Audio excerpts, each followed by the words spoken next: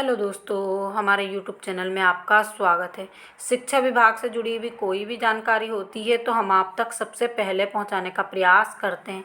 बहुत सारे अभ्यर्थियों के कमेंट आ रहे हैं कि क्या मैडम जिनकी वेटिंग के 5 हैं और जिन्होंने जैसे अभ्यर्थियों ने कमेंट किए उनकी वेटिंग 10 है, तो क्या उनको भी पूरक चयन परीक्षा देना पड़ेगी।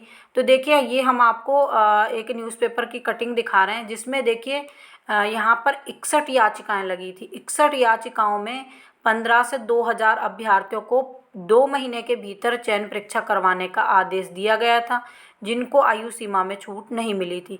और यहाँ पर विभाग का कहना था कि इनको आयु सीमा में, यानी इन अभ्यर्थियों को नहीं, अभ्यर्थियों को आयु सीमा में छूट दी जा चुकी है।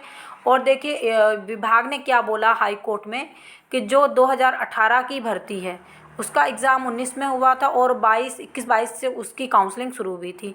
तो इन्होंने 21-22 की काउंसलिंग को ही क्या बोला है कि उस वक्त हमने एक नई भर्ती का नोटिफिकेशन निकाला, तो ये इस कारण से वहाँ पर हार चुके हैं कि वहाँ पर कोई इन्होंने नया नोटिफिकेशन नहीं निकाला था, केवल काउंसलिंग के लिए नोटिफिकेशन निकले थे।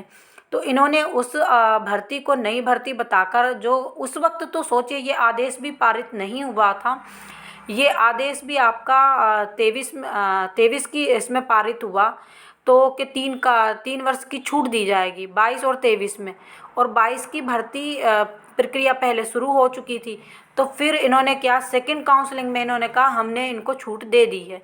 तो यहाँ पर ये विभाग इस तरह से साबित नहीं कर पाया कि हमने इनको छूट दी है या नहीं दी है।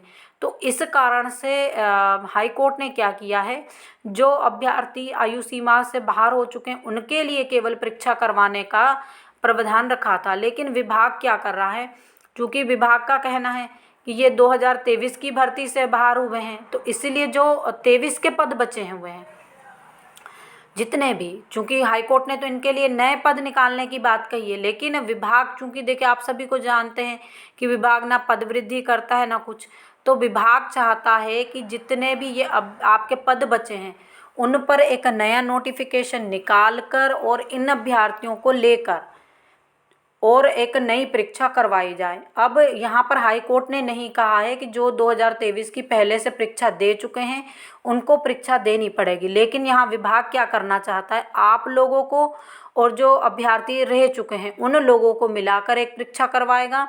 ये विभाग इस तरह से योजना बना रहा है और उस पर क्या करेगा, आप सभी को फिर फाइट करना है और जो भी उसमें अच्छे अंक लाएगा उन्हीं को वो पद मिल जाएंगे। ये विभाग की रणनीति है। बाकी हाई कोर्ट ने ऐसा इस मामले में कुछ नहीं कहा था।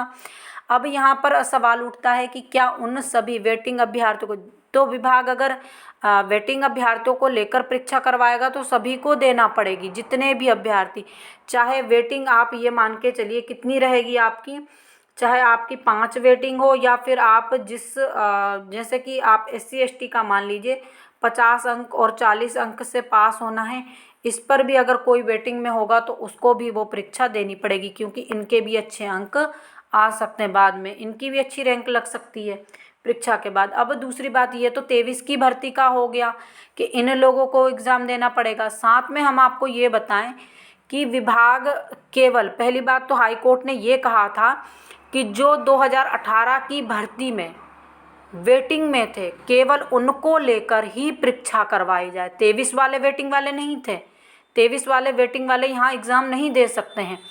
केवल एग्ज़ाम किसको देना था, जो 18 की भर्ती में जिनकी वेटिंग लगी थी, क्योंकि 18 की भर्ती में जो वेटिंग में थे वही 23 की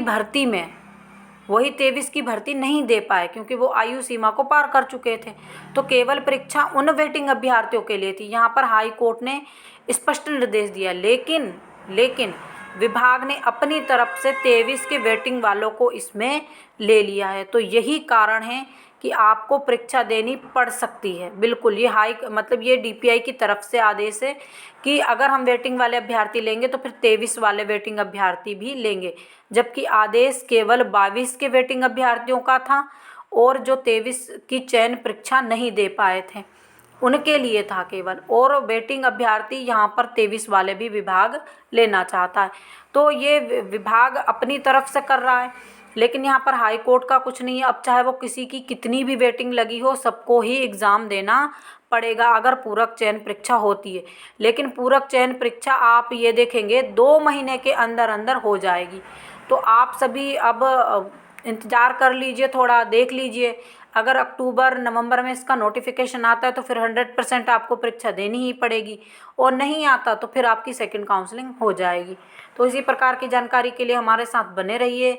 जो लोग हमारे चैनल पर पहली बार विजिट कर रहे हैं, प्लीज़ चैनल को भी सब्सक्राइब कर लीजिए। वीडियो को अधिक से अधिक लाइक कीजिए, शेयर कीजिए। Thank you.